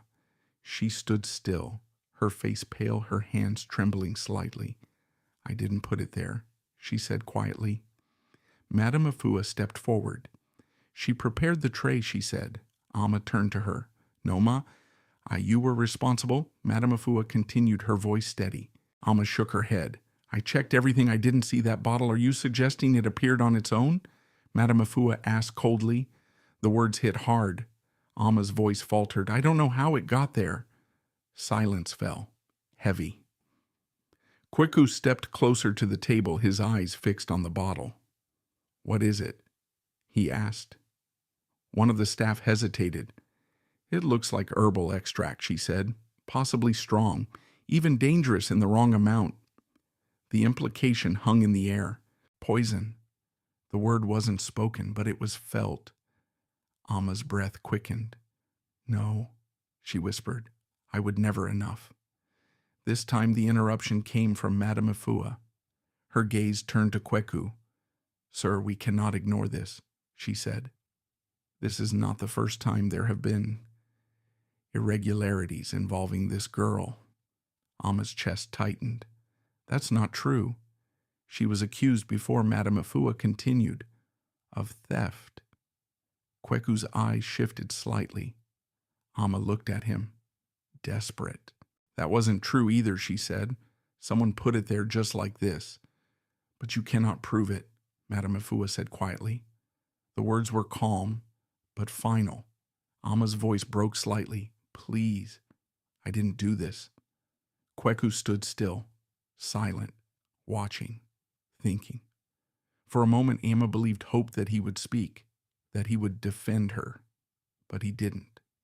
And that silence hurt more than anything else. Kweku finally turned to the staff. Remove the bottle, he said. Have it analyzed. Then his gaze returned to Ama. You will leave the house, he said. The words fell like stone. Ama froze. Her world tilted. Sir, she whispered. Kweku's expression did not change. Until this is resolved, he added. But the damage was already done. Ama stepped back slightly, her heart breaking quietly. Because she had heard this before. Different words. Same meaning. You don't belong here. Please, she said, her voice barely holding together. You know I wouldn't do this. Kweku's jaw tightened slightly, but he said nothing. Ama's eyes filled, not with tears, but with something deeper. Disappointment, pain. She nodded slowly, then turned and walked out. No one stopped her. No one spoke. And just like that, she was gone. Hours later, the house fell silent again. But this silence was not the same. It was heavier, colder. Kweku sat alone in his room staring at nothing. The night stretched around him, familiar, unforgiving. He lay down, closed his eyes, waited. But nothing came. No calm, no release, no sleep. Only the same endless awareness, the same suffocating emptiness. Kweku's breath grew uneven. No, he whispered. He sat up abruptly. The realization hit him all at once. She was gone, and with her, the only thing that had ever brought him peace. His hands clenched tightly.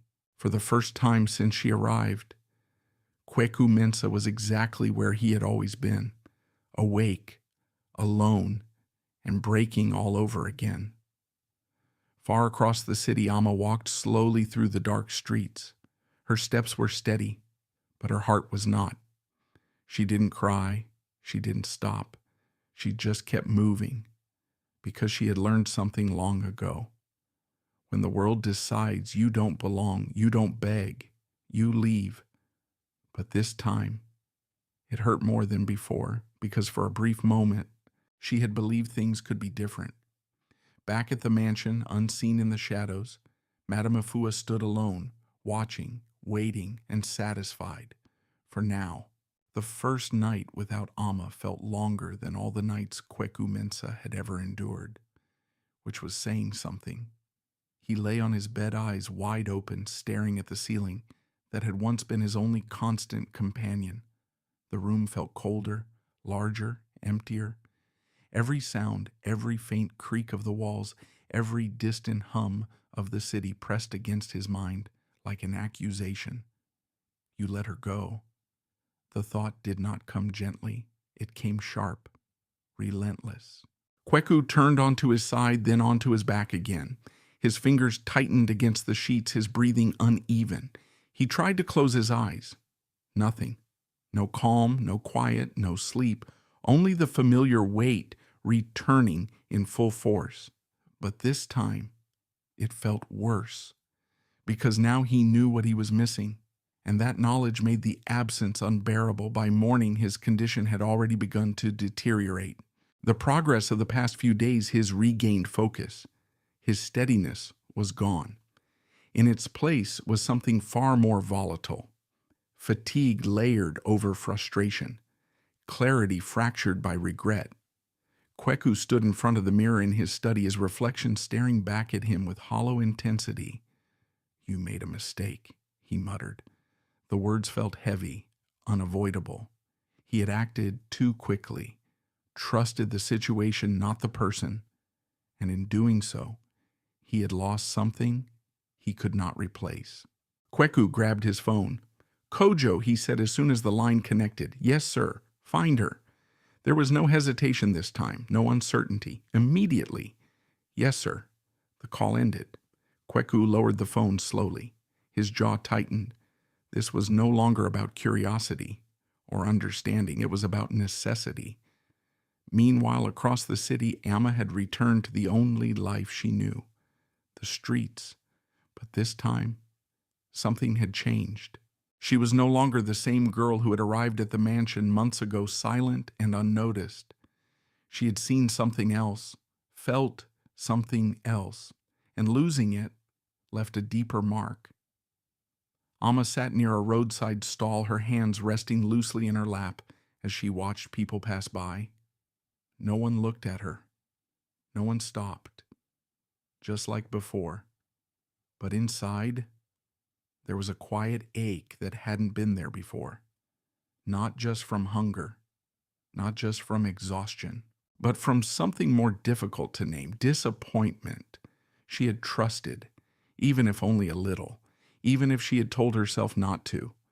And in the end, it had been taken away. Again. Amma closed her eyes briefly. Then, without thinking, she began to hum. Softly. The same lullaby. The same fragile melody that had carried her through loss, through fear, through loneliness. It was the only thing that never left her. Kojo's search moved quickly. This time there was no uncertainty in his instructions. The urgency in Kweku's voice had been clear. Find her, no matter what. He retraced their steps from the previous search, checked the same streets, asked the same quiet questions. And slowly, the answers came. She was here, one vendor said. I saw her this morning, another added, near the old market. Kojo followed the trail, closer, closer, until finally he saw her, sitting alone, humming, just as Kweku had described. Kojo approached slowly. Amma. Her voice stopped immediately. She looked up, and when she saw him, her expression didn't change. Not with fear, not with relief, just calm distance. Yes, she said. Kojo hesitated for a brief moment. She wants you back, he said. Amma's eyes flickered slightly. Who, she asked. You know who? Amma looked away. I'm not going back, she said quietly. Kojo frowned. You don't understand. No, Amma interrupted softly. I understand exactly. Her voice was steady, but beneath it, there was pain. He made his decision, she continued. So did I. Kojo took a step closer. This is not about pride, he said. He needs you. Amma's fingers tightened slightly, and I needed him to believe me, she replied. The words hung in the air, heavy, honest. Kojo said nothing, because he understood more than she realized. Back at the mansion, things were falling apart. Without Amma's voice, Kweku's condition worsened rapidly. Meetings were canceled again, decisions delayed. The board grew restless, investors nervous. The cracks that had just begun to heal reopened faster than before. Inside his room, Kweku paced, restless, agitated. The shadows had returned, stronger, the ringing louder. He pressed his hands against his head, trying to silence it. But it didn't stop. It never stopped. Where is she? He demanded when Kojo finally returned. Kojo stood still. She refuses to come back. The words hit harder than expected. Kweku froze. What she said, she understands your decision, Kojo continued, and she has made hers. Silence filled the room, thick, unforgiving. Kweku's jaw tightened. She doesn't understand, he said. Kojo didn't respond, because he knew she did. Kweku turned away, his mind racing. This wasn't supposed to happen. He had always been in control, always. But now, he was chasing something he could not command, something he could not force. And that was new. That night, Kweku did something he had never done before. He left the mansion, no guards, no convoy, just him, moving through the city alone. The streets felt different without the barrier of status. Louder, closer, more real. He walked without direction at first. Then slowly, purpose found him. The old market, the place Kojo had mentioned. And there, he saw her. Amma sat exactly where Kojo had described her posture, quiet. her presence almost blending into the world around her. Kweku stopped. For a moment, he didn't move, didn't speak, because for the first time in his life, he wasn't sure what to say. Amma looked up. Their eyes met. And in that moment, everything that had been left unsaid stood between them. "I didn't do it," she said softly. No greeting, no hesitation, just truth. Kweku's chest tightened. "I know," he said. The words came slower than expected. Amma's eyes searched his face. "You didn't know?" Then she replied. Kweku took a step closer. "I should have," he said. Silence followed. But this silence was different. It wasn't distance. It was something closer to understanding. "I need you to come back," Kweku said. Amma shook her head gently. "You don't need me," she said. "You need what I can do." The honesty cut deeper than any accusation. Kweku didn't deny it. "Both," he said quietly. Amma looked at him. For a long moment, she said nothing. Then finally, "That's not the same," she replied. The words lingered. And for the first time, Kweku realized something he had never fully understood before. Some things could not be bought, could not be commanded, could only be earned. And he had not earned it, not yet. Kweku Mensah had built his life on certainty. Numbers made sense, contracts made sense, power made sense. In his world, everything could be measured, controlled, negotiated. Even people, especially people, had always responded to pressure to influence, to the silent weight of his authority. But standing in front of Amma Nkrumah that night beneath the dim lights of the old market, Kweku felt something unfamiliar settle in his chest. Helplessness. Not the kind that came from weakness, but the kind that came from truth. He could not force her to return. He could not command her trust. And for the first time in his life, he had to face the consequences of that. Amma sat still, her eyes no longer avoiding his. There was no fear in them now, no hesitation, just a quiet strength that hadn't been there before. Or perhaps it had always been there, and he had simply never seen it. "You said you needed me," she said softly. Kweku nodded. "I do." Amma tilted her head slightly. "Then why didn't you listen to me?" The question was simple, but it carried everything. Kweku didn't answer immediately, because there was no excuse strong enough, no explanation that could erase what had happened. "I made a mistake," he said finally. Amma's gaze didn't soften. "You didn't just make a mistake," she replied. "You chose not to believe me." The words landed heavily. Kweku exhaled slowly. Yes, there was no defense, no denial, only acceptance. Amma looked away briefly, her eyes settling somewhere in the distance. "For people like you," she continued, "trust is easy. You can lose it and still have everything else." Her voice remained calm, but beneath it, there was pain. "For people like me," she added, "it's the only thing we have." Kweku felt the weight of that truth settle inside him, deeper than anything she had said before. "I understand," he said quietly. Amma shook her head. "No," she replied. "You're starting to." Silence followed, but this silence wasn't empty. It was necessary. Kweku took another step forward, closing some of the distance between them. "Then help me understand," he said. Amma looked at him again, and for the first time, there was a flicker of something different in her expression. Not anger, not resentment, but something closer to consideration. How she asked. Kweku paused. This was not a negotiation, not a deal. There were no terms he could impose. Only something he had never truly offered before. "I will fix what I did," he said. Amma's brow furrowed slightly. "You can't fix everything," she replied.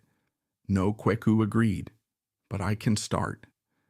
Amma studied him carefully, as if weighing something invisible, something fragile. "What does that mean?" she asked. Kweku's gaze didn't waver. It means I will prove that you were telling the truth, he said, publicly. Amma's breath caught slightly. That's not necessary, she said quickly. I don't need. Yes, Kweku interrupted gently. You do. The firmness in his voice was different this time. Not controlling, not commanding, but certain. You were accused, he continued, not just in that house, in front of people who will remember it.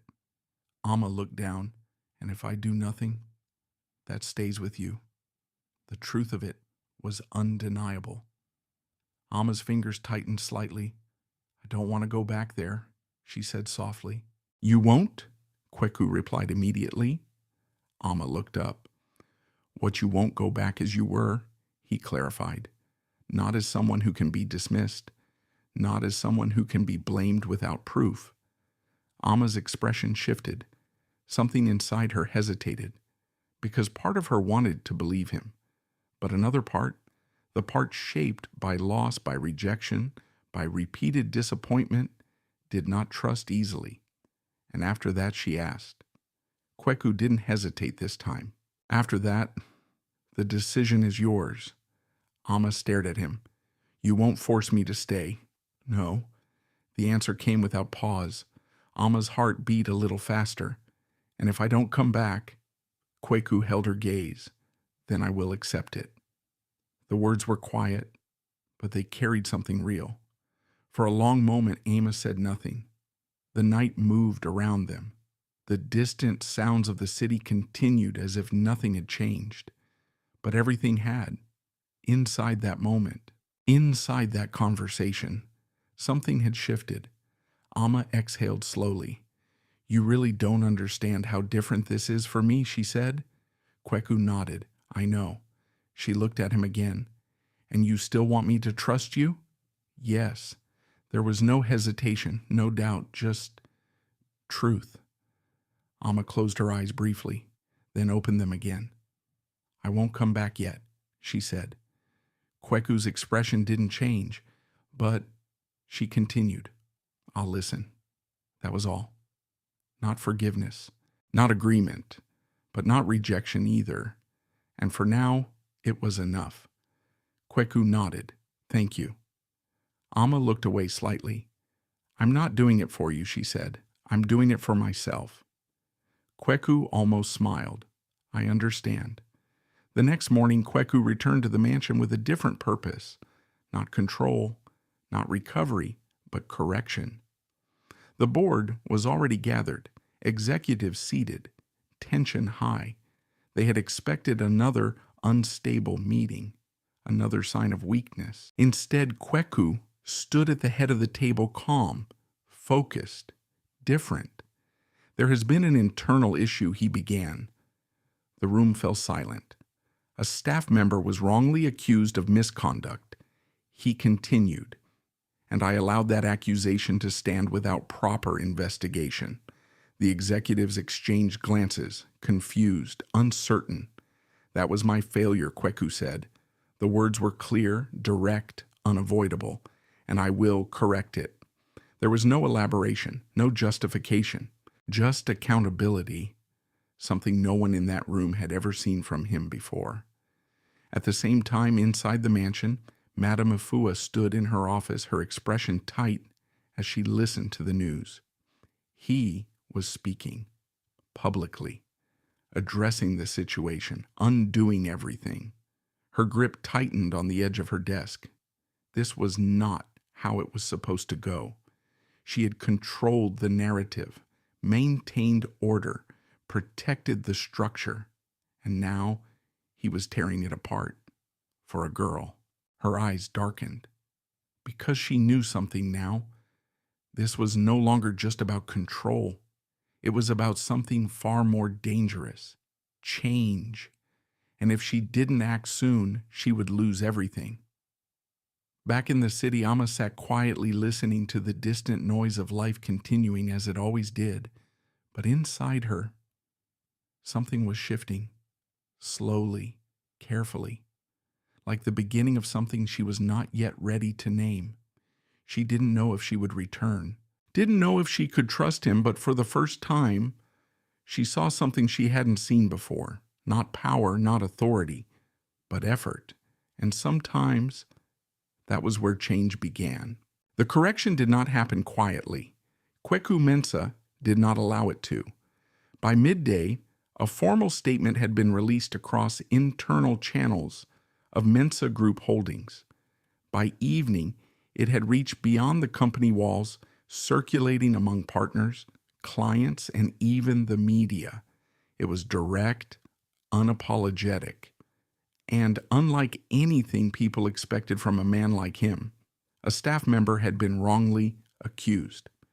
The accusation had been accepted without proper investigation. The responsibility was his, and the truth, whatever it revealed, would be made known. Inside the mansion, the atmosphere was no longer tense.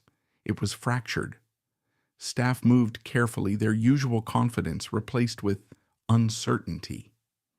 Conversation stopped when Madame Ifua entered a room.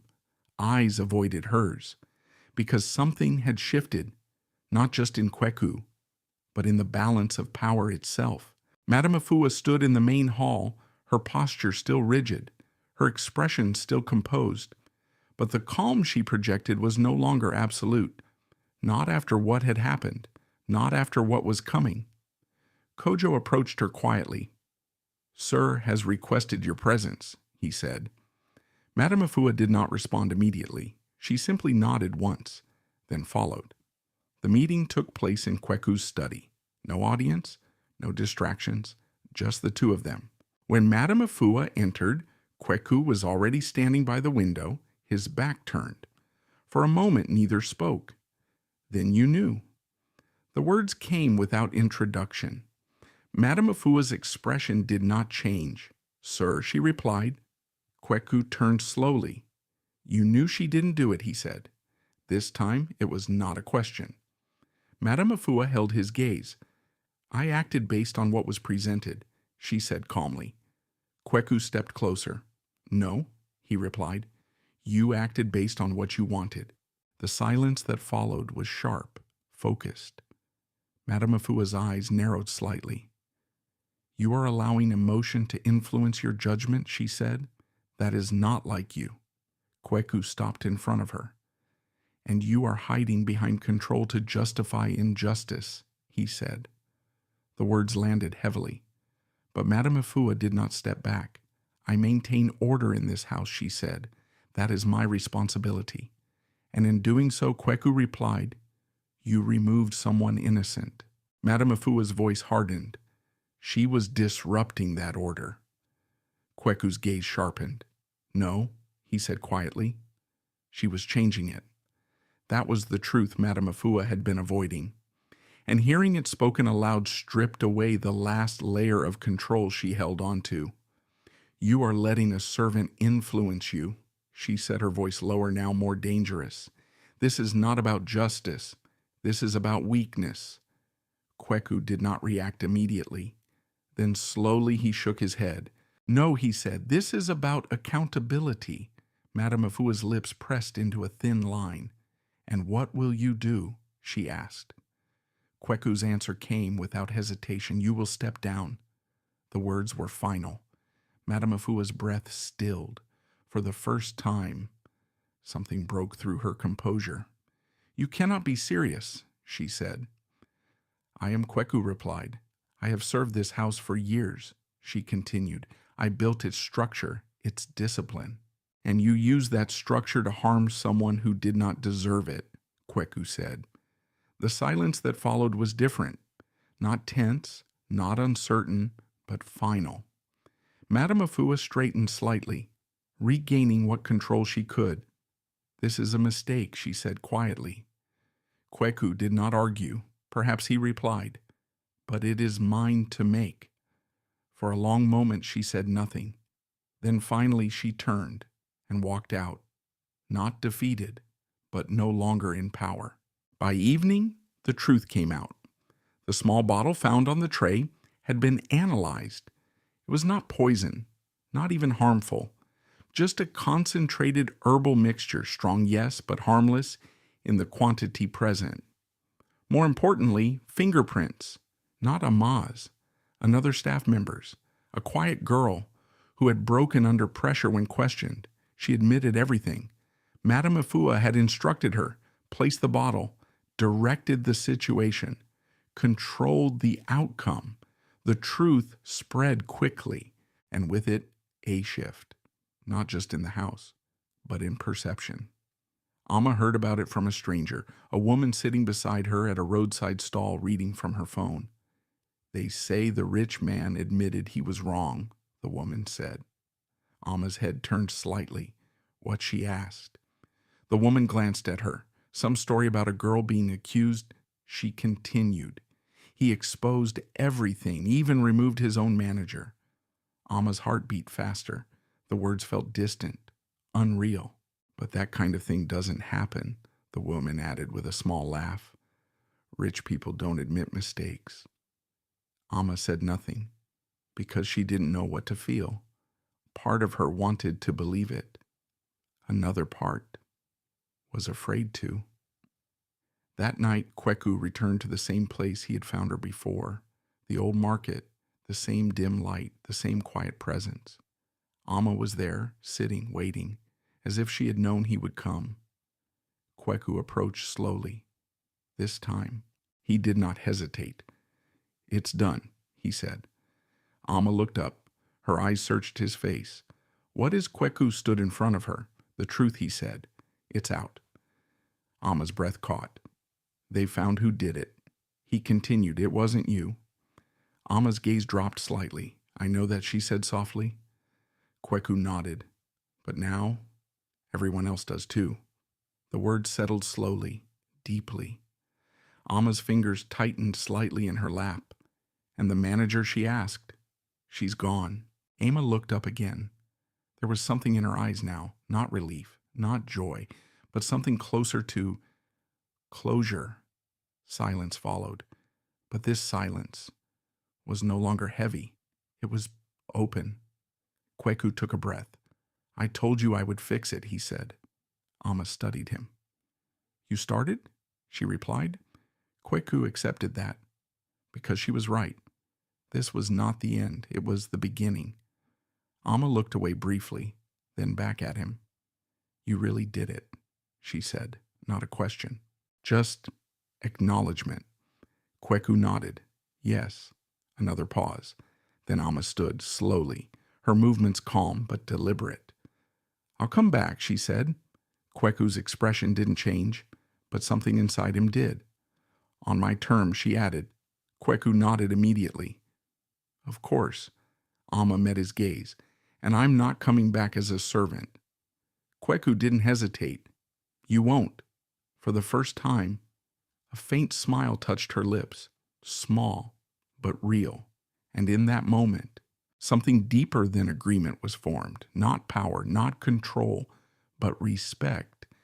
And this time, it was mutual. Amma returned to the mansion not as a shadow, but as a presence. The gates that once felt like barriers now opened with quiet acknowledgement. The guards did not look through her this time. They looked at her, not with fear, not with suspicion, but with something closer to respect. Inside the house felt different, not because the walls had changed, but because the silence had. It was no longer heavy, no longer controlled. It breathed. Amma stepped into the entrance hall, her posture calm, her eyes steady. She did not lower her gaze this time. She did not shrink, because she had nothing left to prove. Kweku stood at the bottom of the staircase, waiting, not as a master, not as a CEO, but simply as a man who had learned something important too late, perhaps, but not too late to matter. You came back, he said. Amma nodded. I said I would.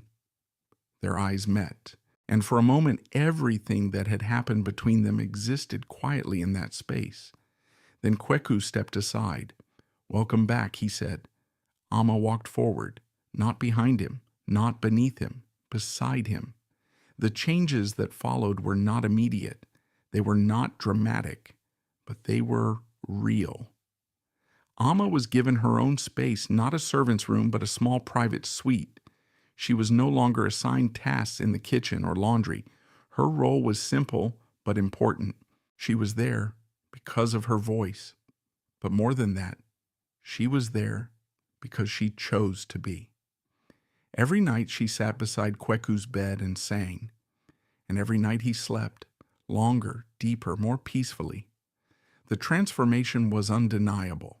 Within weeks, Kweku's health improved significantly. His movements became stronger. His mind regained its clarity, not the sharp, relentless edge it once had, but something more balanced, more human. For the first time in his life, Kweku began to understand something he had never experienced before: rest, not just physical, but emotional, mental. A quiet place where the world did not demand anything from him. And each time he woke, he saw her, not as a solution, not as a necessity, but as a person. Their conversations grew slowly, carefully, not forced, not rushed. Amma spoke little at first, old habits, old caution, but Kweku did not push. He had learned that trust did not come from demand. It came from patience. One evening, as they sat in the garden again, the air cool and still, Kweku spoke. "I used to think strength meant control," he said. Amma glanced at him, and now she asked. Kweku looked out into the distance. "Now I think it means knowing when you don't have it." Amma was quiet for a moment. Then she nodded. "That's harder," she said.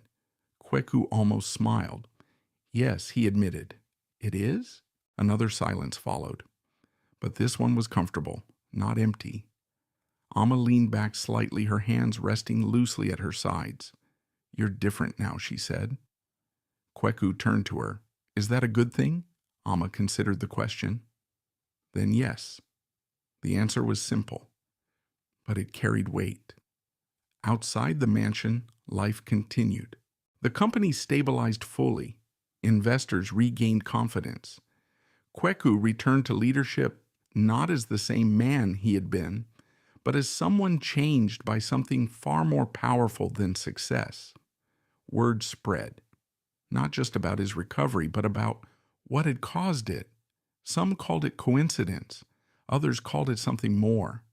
But for Kweku, it didn't matter what they called it, because he knew the truth. It wasn't magic. It wasn't luck.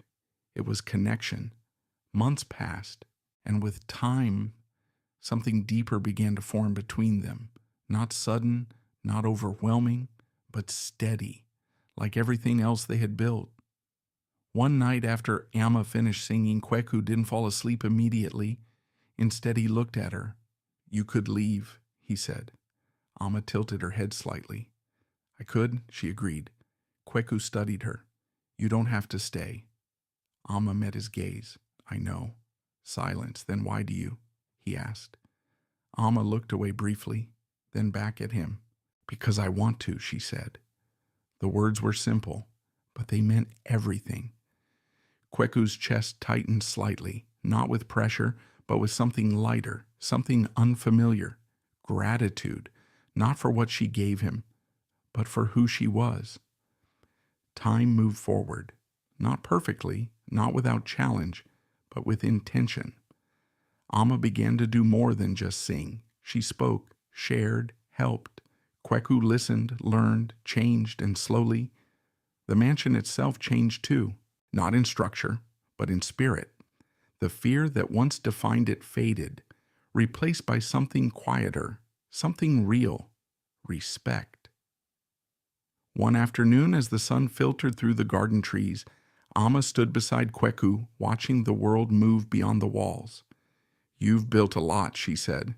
Kweku nodded. "Yes." Amma looked at him. "But you almost lost everything," she added. Kweku exhaled slowly. "I know." Amma tilted her head slightly. "And what saved you?" Kweku didn't answer immediately. Then he looked at her. "You did?"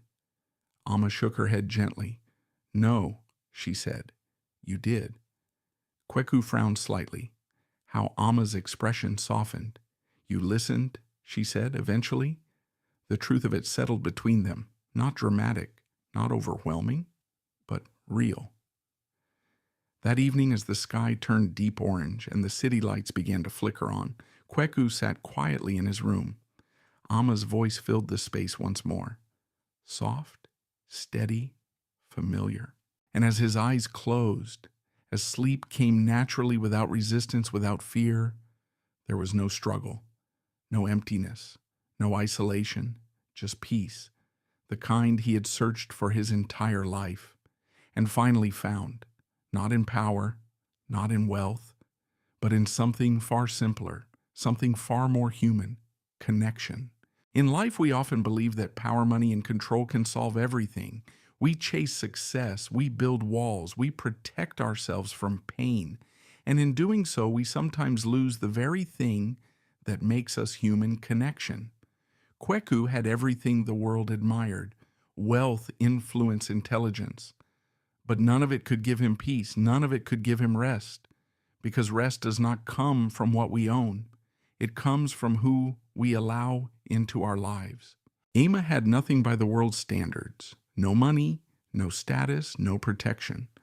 But she carried something far more powerful: a genuine heart, a voice shaped by love, and a spirit that refused to harden despite everything she had endured. And in the end, it was not her voice alone that changed Kweku's life. It was her truth, her courage to walk away, her refusal to be treated as less than she was, her choice to return not out of need but out of dignity. Sometimes the people we overlook, the ones we dismiss, the ones the world calls small, are the very ones who carry the answers we desperately need. So take a moment. Look around your life. Who are you ignoring? Who are you underestimating? And more importantly, are you willing to listen when it truly matters? If this story touched your heart, share your thoughts in the comments. Where are you watching from, and what time is it in your country right now? Don't forget to subscribe, and share this story with someone who needs a reminder that kindness, truth, and humility still matter. Because sometimes the smallest voice can bring the greatest peace.